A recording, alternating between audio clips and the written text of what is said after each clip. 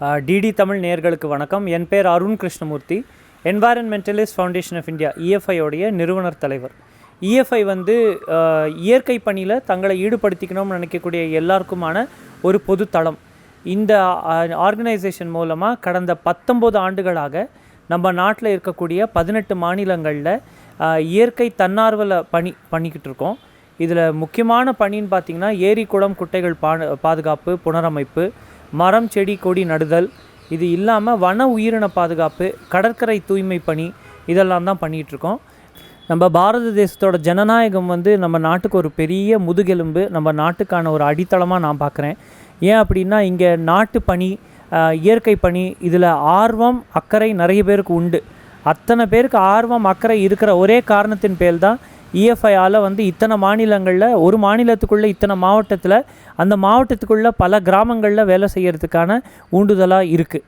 ஒரு புனரமைக்கப்பட்ட நீராதாரத்தை குப்பை கூளமாக்காமல் அதை பாதுகாக்கக்கூடிய பொறுப்பு தான் தன்னார்வலர்கள்கிட்டேருந்து நம்ம நிறைய எடுத்துக்கிறோம்.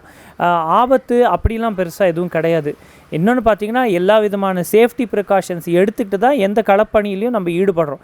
அதாவது நம்ம நாட்டு களப்பணியில் ஈடுபடும் போது ரெக்கக்னிஷன் வந்து பெருசாக எதிர்பார்க்கவே மாட்டோம். சமீபத்தில் கூட நம்ம நாட்டுக்கு ஒரு கஷ்டகாலம் வரும்போது அதுக்கு எத்தனையோ பேர் எல்லை பகுதிகளில் அவங்க உயிரை கூட துச்சமாக மதிக்காமல் நாட்டுக்காக போராடியிருக்காங்க. ஸோ இது வந்து இந்த நாடே எடுத்துக்கிட்டிங்க அப்படின்னா பல பேரோட தியாகத்தில் தான் நடக்குது. அதில் பார்க்கும்போது நாங்கள் பண்ணுறதுலாம் ரொம்ப சின்ன வேலை.